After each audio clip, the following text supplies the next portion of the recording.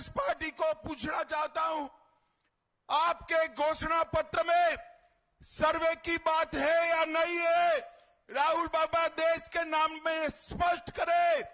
और मनमोहन सिंह, आपके प्रधानमंत्री ने कहा था संसाधन पर पहला अधिकार माइनॉरिटी का है, आदिवासी दलित का नहीं है, आदिवासी दलित का नहीं है। एक तरफ तो बीजेपी है, एक तरफ तो कमल है जो खिल रहा है, जो हर एक तरीके से विकास को आगे बढ़ाने का काम कर रहा है। लेकिन दूसरी ओर हमारे कौन लोग हैं? वही कांग्रेस पार्टी, वही घमंडिया गठबंधन, वही इंडिया अलायंस। एक तरफ मोदी जी बोलते हैं भ्रष्टाचार हटाओ, और दूसरी तरफ ये घमंडिया अलायंस बोलता है भ्रष्टाचारियों को बचाओ।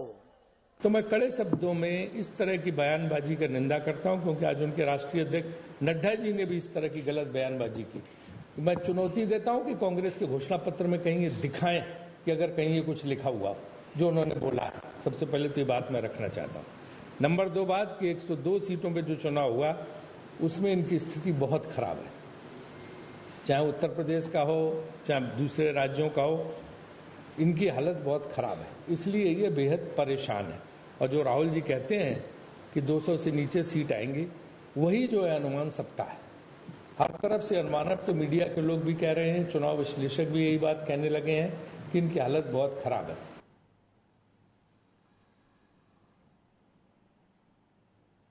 नमस्कार, मैं हूं मोहन तिवारी। आज के मुद्दे में आपका स्वागत है। और आज के मुद्दे में आज हम बात करेंगे छत्तीसगढ़ के उस महासमर की जिसमें लोकसभा चुनाव की सरगर्मियां तेजी से तेज हो गई है, क्योंकि दोनों ही पार्टियों के दिग्गजों ने मैदान में मोर्चा संभाल लिया है। और बीजेपी थोड़ी ज्यादा मुस्तैद नजर आ रही है, क्योंकि उसके सारे बड़े नेता 1-2 दिन में छत्तीसगढ़ में अपनी उपस्थिति दर्ज कराने वाले हैं। इसमें नाम कौन कौन है? प्रधानमंत्री नरेंद्र मोदी 2 दिन का छत्तीसगढ़ दौरा करने वाले हैं, और उसके पहले केंद्रीय गृह मंत्री अमित शाह ने छत्तीसगढ़ से हुंकार भरी है। जेपी नड्डा 3-3 सभा लेते हुए नजर आए हैं। ऐसे में समझ में आता है कि छत्तीसगढ़ में बीजेपी की सरकार तो जरूर है, लेकिन छत्तीसगढ़ को कहीं भी हल्के में नहीं ले रही है बीजेपी, और यहां हर सीट जीतने की कोशिश करती हुई वो दिखाई दे रही है। तो स्टार वार कैसे हो रहे हैं, किस तरीके के तीर चल रहे हैं, किस तरीके से मिसाइलों से हमले हो रहे हैं, इसी पर आज चर्चा करेंगे। मिल लेते उन मेहमानों से जो इस चर्चा में हमारे साथ रहेंगे। हम बहुत स्वागत करेंगे। हमारे साथ मौजूद हैं बीजेपी का पक्ष रखने के लिए हमारे स्टूडियो से प्रवीण साहू जी, बहुत स्वागत करेंगे आपका। हमारे साथ कांग्रेस का पक्ष रखने के लिए जुड़ रहे हैं अमित श्रीवास्तव जी, बहुत बहुत स्वागत है आपका। और राजनीतिक विश्लेषण हमारे साथ साझा करेंगे हमारे वरिष्ठ पत्रकार नागेंद्र वर्मा जी, बहुत स्वागत करेंगे आपका। तो तीनों मेहमान हमारे साथ हैं, और जैसे कि हमने बताया कि दिग्गज मैदान में उतर चुके हैं, और उनके ओर से जो बातें कही जा रही है उस पर पहली टिप्पणी ले लेता हूं। बयान हमने आपको सुना ही दिए। पहले चलते हैं प्रवीण जी की ओर। प्रवीण जी, एक बड़ी जीत 3 महीने पहले आप लोग ने हासिल की है। 55 से ज्यादा विधायक हैं और 9 सांसद आपके यहां से हैं। छत्तीसगढ़ को तो बीजेपी का गढ़ भी माना जाता है, फिर इतनी क्या हाय तौबा?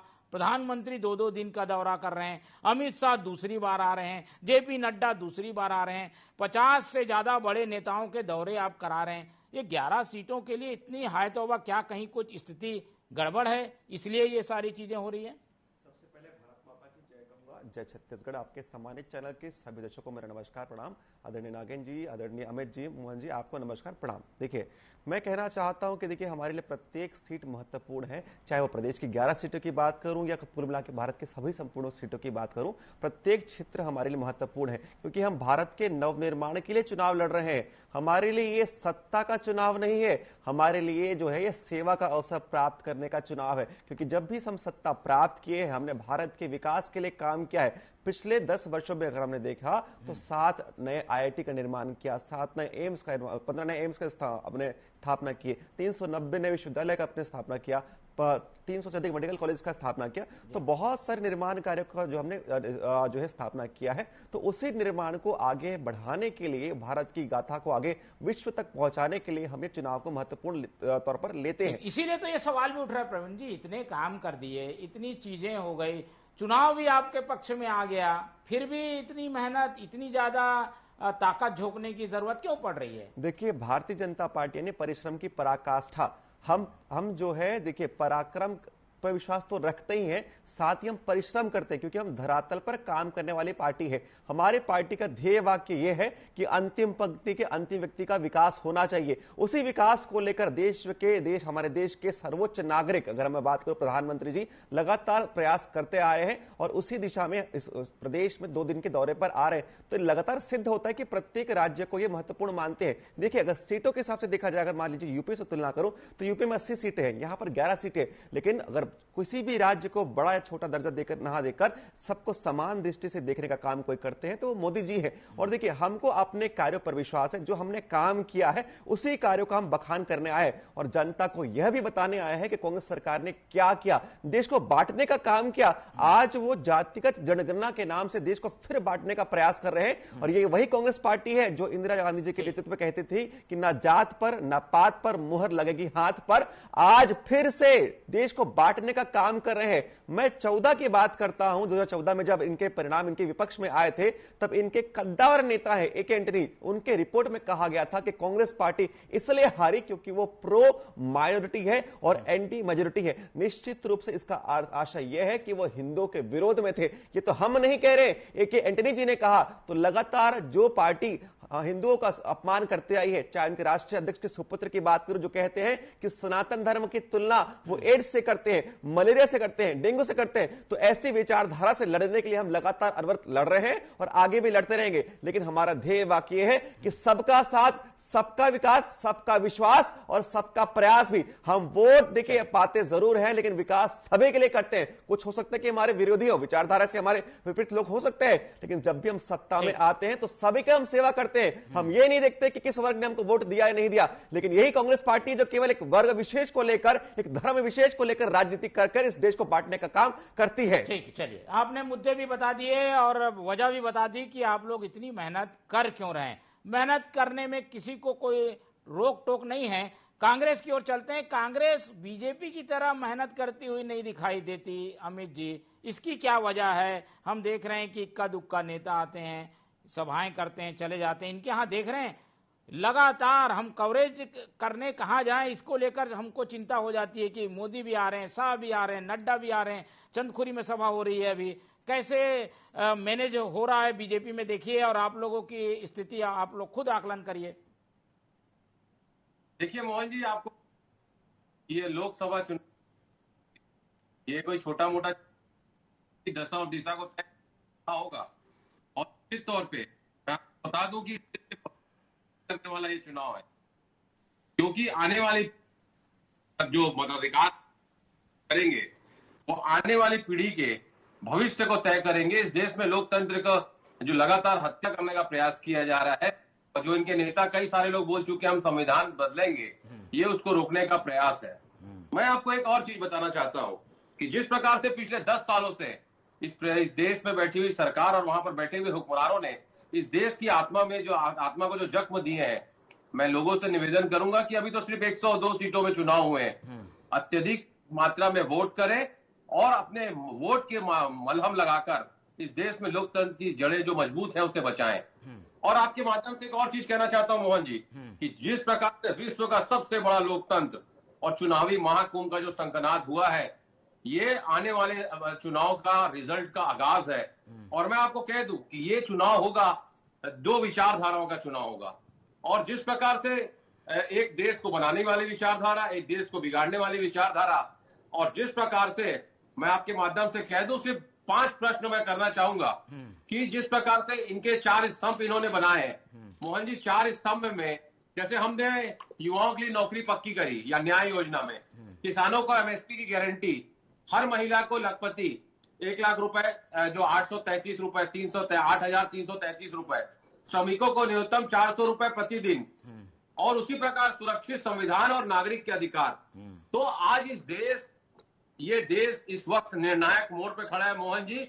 और मैंने जैसा कहा कि अब देश की जनता के हाथों में है उनका भविष्य, और समझना होगा कि भ्रम और भय की जो राजनीति है उसके माया जाल को तोड़ के सच्चाई को सामने लाने का समय है। क्योंकि जो भी वादे इन्होंने किए थे मोहन जी, एक भी वादे इन्होंने पूरे नहीं किए। श्रीवास्तव जी, मेहनत भी तो चीजें होती है ना। चलिए, विचारधारा की लड़ाई है, अच्छी विचारधारा को लोग पसंद करेंगे, पर मेहनत में कमी भी तो कहीं ना कहीं काम करेगी। ज्यादा मेहनत करते हुए बीजेपी दिखती है, कांग्रेस में ये कमी है, इस बात को स्वीकारेंगे क्या? नहीं, बिल्कुल भी नहीं, मैं बिल्कुल भी नहीं स्वीकार करूंगा, क्योंकि निश्चित तौर पे आप एक वरिष्ठ पत्रकार हैं, आप चीजों को बेहतर समझते हैं। लेकिन हमारी कार्यकर्ता कमर, आप कहते हैं ना, मेहनत से लड़ रहा है। और जिस प्रकार से इनका जो इन्होंने जो वो लाया, मोदी जी की गारंटी जो शब्द लाया है, उसमें 4 इन्होंने मजबूत स्तंभ बनाए।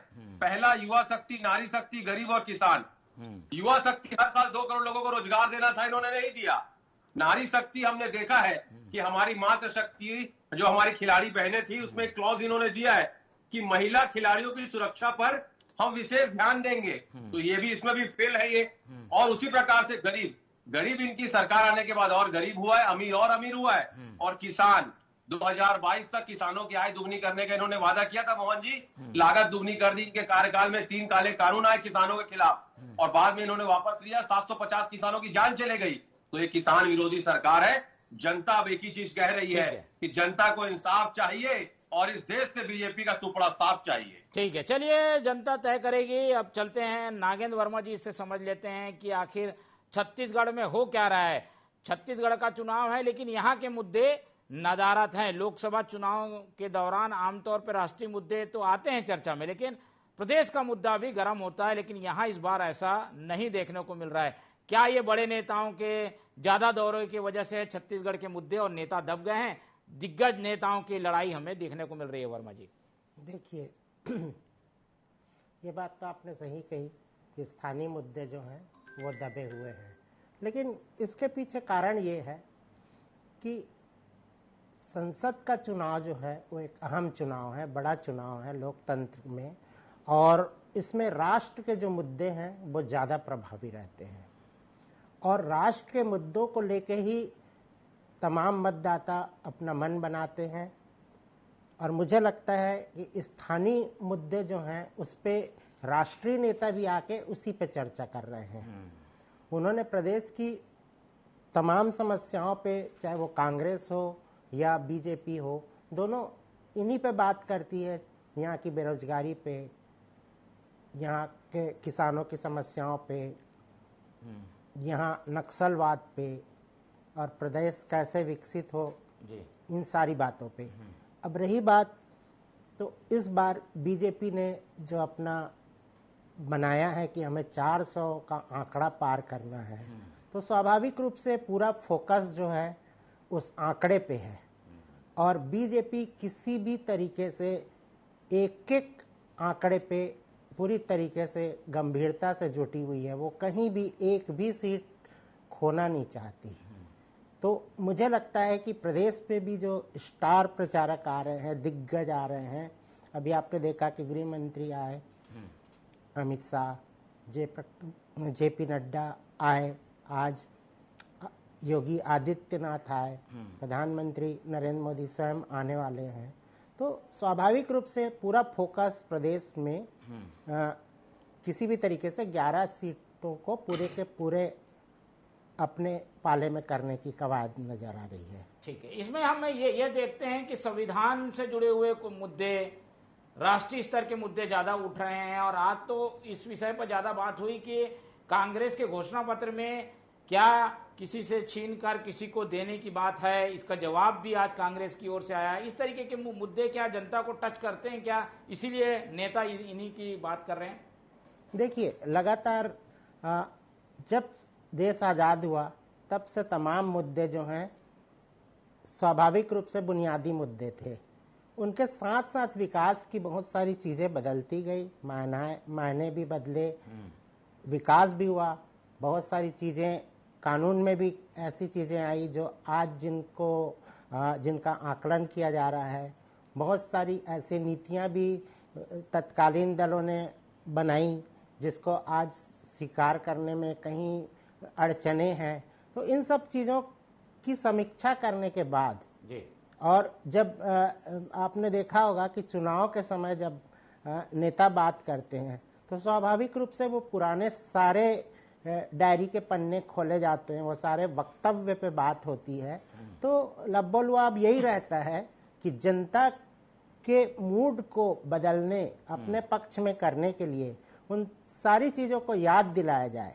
ठीक है, चलिए याद दिलाने का क्रम जारी है, लेकिन बीजेपी से सवाल ये पूछे जा रहे हैं कि तथ्यों को गलत पेश किया जा रहा है। आज प्रेस कॉन्फ्रेंस में कांग्रेस ने यह भी कहा कि जो उन्होंने किया नहीं, जो बोला नहीं, उस सब का ठीकरा फोड़कर कांग्रेस को एक तरीके से छवि धूमिल करने की कोशिश हो रही है। इस तरीके की कोशिश का क्या औचित्य है प्रवीण जी? देखिए, हमारी ओर से कोई ऐसा कोशिश नहीं है। देखिए, कोशिश इनकी है देश को बांटने का। जिस प्रकार ये धर्म के आधार पर लगातार लड़ाई करवाते रहे हैं देश को, तो जनता जानती है कि देश को बांटने का काम हमेशा कांग्रेस ने किया है।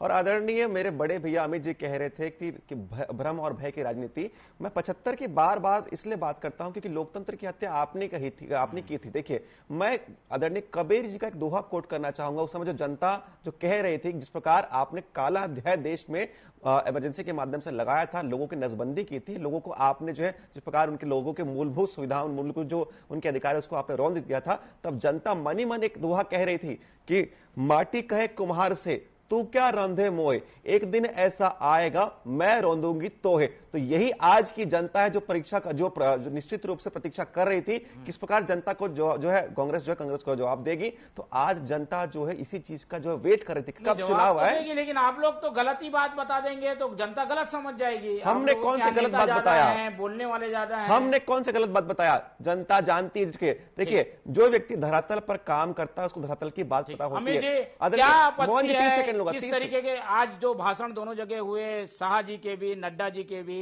कांग्रेस को क्या आपत्ति है, क्या उसमें गलत है, बताइए।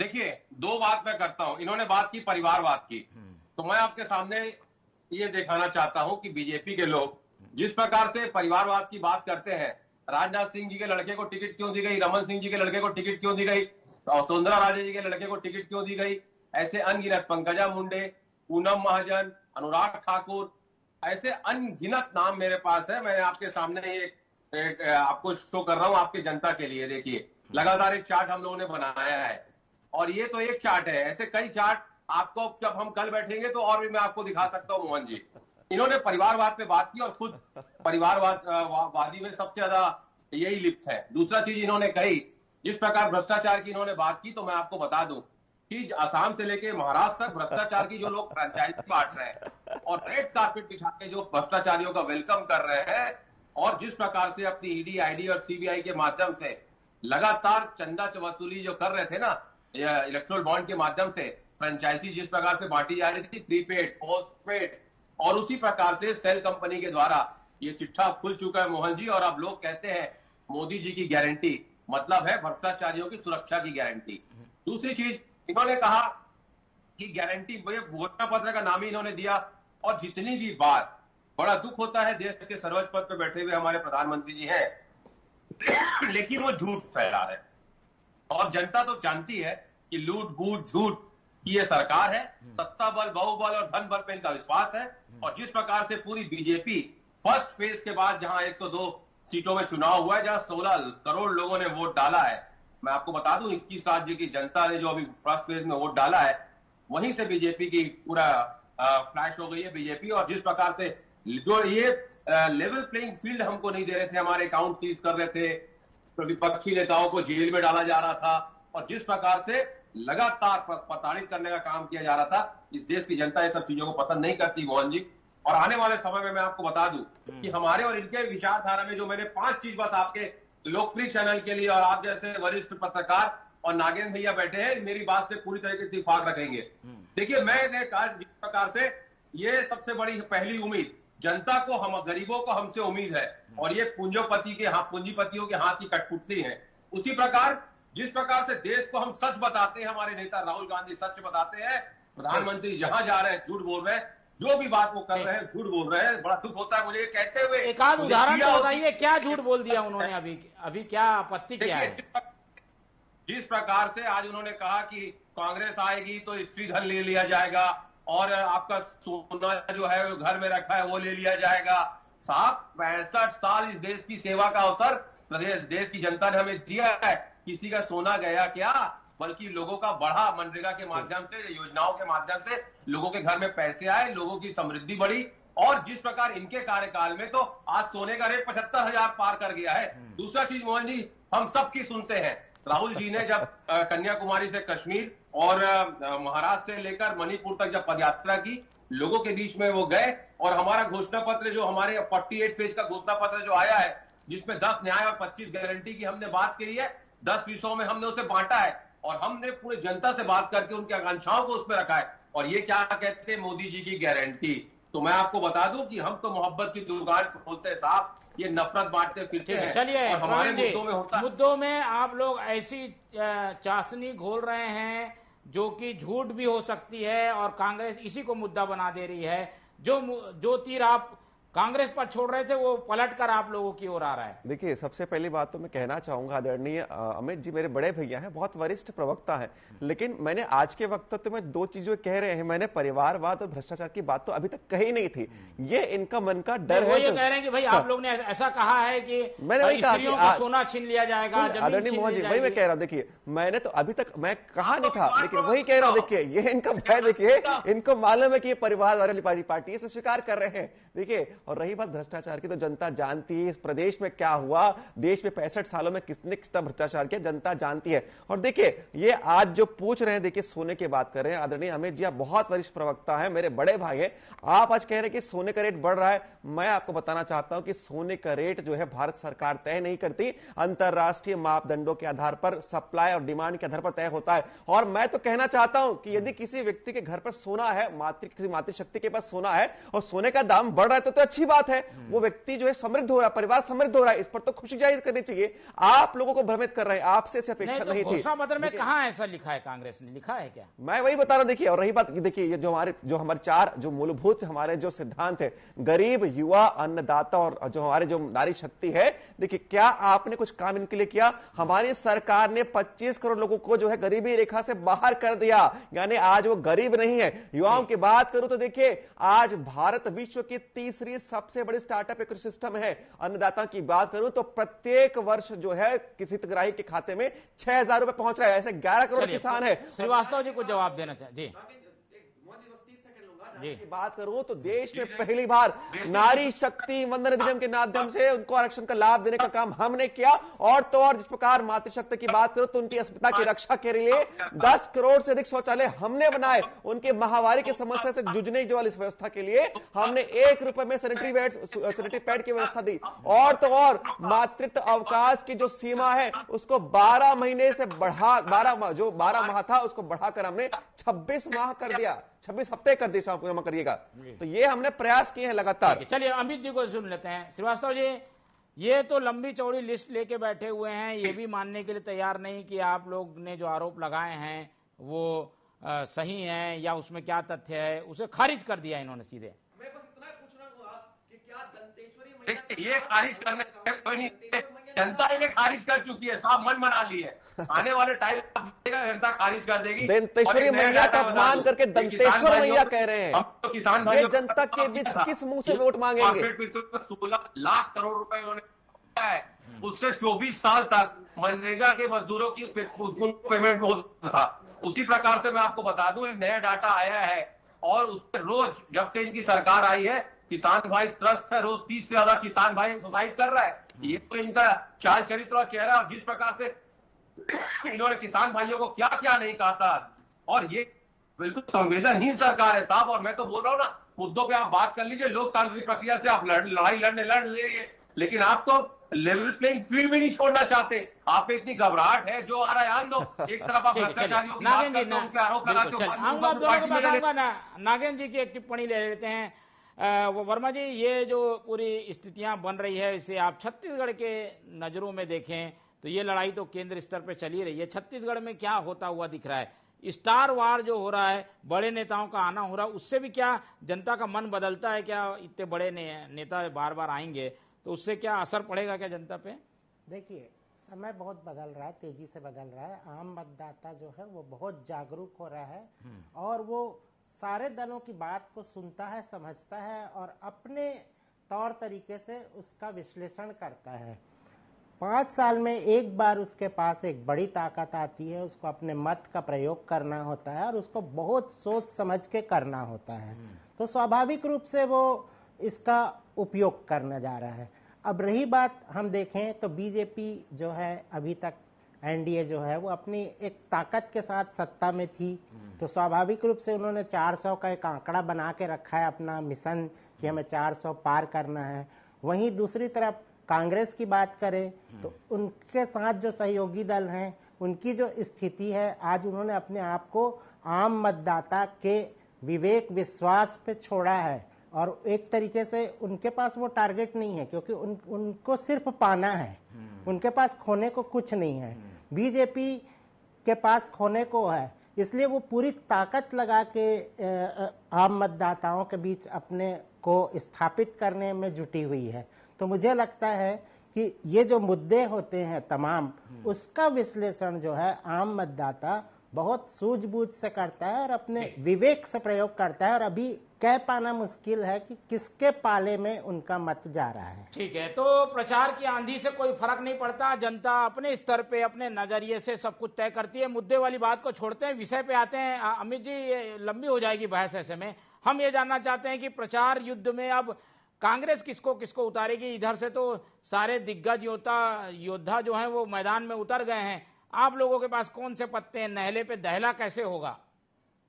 नहले पे दहला होगा कि इन्होंने कहा था स्मार्ट सिटी बनाएंगे, नहीं बनाया। इन्होंने कहा था 20 करोड़ रोजगार देंगे, नहीं दिया। नहले पे दहला होगा करप्शन, नहले पे दहला होगा make in India, startup India जो था वो पूरी तरीके से फेल अप इंडिया हो गया है। ब्रेकअप इंडिया पे ये काम कर रहे हैं, उसी प्रकार से नहले पे दहला होगा। जिस प्रकार से ये कहा थे ब्लैक काला धन हम बाहर से लाएंगे, अब तो यहीं पर जो इनका इलेक्ट्रोल बॉन्ड है उसी में लगे। 15 लाख लोगों के अकाउंट में आया नहीं, लोकपाल आया नहीं। और जिस प्रकार से मैं आपको बता दूं मोहन जी, आपने पूछा क्या नहले पे दहला होगा, तो हम बताएंगे कि इन 4 महीनों में जो प्रदेश की सरकार है, क्योंकि यहाँ पर 11 लोकसभा की सीटें हैं, साय सरकार आने के बाद जिस प्रकार से यहाँ पर युवा, किसान, महिला और यहाँ का जो मतदाता है कितना परेशान है, क्योंकि बिजली कटौती चालू हो गई है साय साय, उसी प्रकार से बिजली बिल बढ़ रहा है साय साय, गोबर खरीदी बंद हो गई है साय साय, पीएससी और व्यापम में फीस लगना चालू हो गई है साय साय, दारू की कीमत बढ़ गई है साय साय। उसी प्रकार से मैं आपको बता दूं 30% रजिस्ट्री का चालू हो गया साय साय, और वर्मी खरीदी बंद हो गई है साय साय, और अब नमक भी नहीं मिल रहा है साय साय। समय कम है, हमको जल्दी वाइंड अप भी करना है। प्रवीण जी, साय साय जवाब दे दीजिए आप भी। दहला क्या होता है कि जो व्यक्ति पहले जो है लोकसभा निर्वाचन होने के लिए प्रयास करते थे, आज वह परिवार लोकसभा से भागकर राज्यसभा जाने की तैयारी कर रहे हैं। आदरणीय श्रीमती सोनिया गांधी जी राज्यसभा से निर्वाचित हो चुकी है, प्रमाणित करता है कि इनके पास जनाधार नहीं है। वायनाड भागकर गए थे आप कि आप लोकसभा से निर्वाचन आपका होगा, और वहां से भाग रहे हैं आप। पूरा परिवार जो है जनता का विश्वास खो चुका है। इनके बौखलाहट दिखा रही है कि जनता ने विश्वास खो दिया है। और जिस प्रकार हमारे कार्यकाल में काम हो रहा है, सड़कों का निर्माण हो रहा है, पुलों का निर्माण हो रहा है, स्कूलों का निर्माण हो रहा है, देश का निर्माण हो रहा है, साय साय, तो यही भारत के निर्माण में जनता का योगदान हमें मिलता आ रहा है और आगे भी मिलेगा। देश का निर्माण होगा और कांग्रेस परिवार का जो खात्मा होगा साय साय, क्योंकि जो इस प्रकार कांग्रेस पार्टी के कार्यकर्ता लगातार डूबती हुई नैया के तौर पर छोड़कर भाग रहे हैं। बहस के लिए और कई समय मिलेगा तो फिर से चर्चा करेंगे, लेकिन स्टार वार जब शुरू हो जाता है तो ऐसे ही चिंगारियां निकलती हैं और आसमान इन्हीं आतिशबाजियों से, इसी तरीके के धमाकों से गूंज उठता है। वो आज हमने अपने स्टूडियो में देखा। फिलहाल समय कम है, चर्चा ही खत्म करते हैं। इस पूरी चर्चा में प्रवीण जी हमारे साथ जुड़े, उनका धन्यवाद। नागेंद्र वर्मा जी समय दिए, उनका बहुत धन्यवाद। और अमित श्रीवास्तव जी हमारे साथ बने थे, उनका बहुत बहुत धन्यवाद। तो तीनों मेहमानों का धन्यवाद करते हुए आज की ये चर्चा यहीं खत्म करते हैं और आप लोग से रखते हैं उम्मीद कि आप लोग देखते रहेंगे TV24। रखिए अपना बहुत ख्याल। नमस्कार।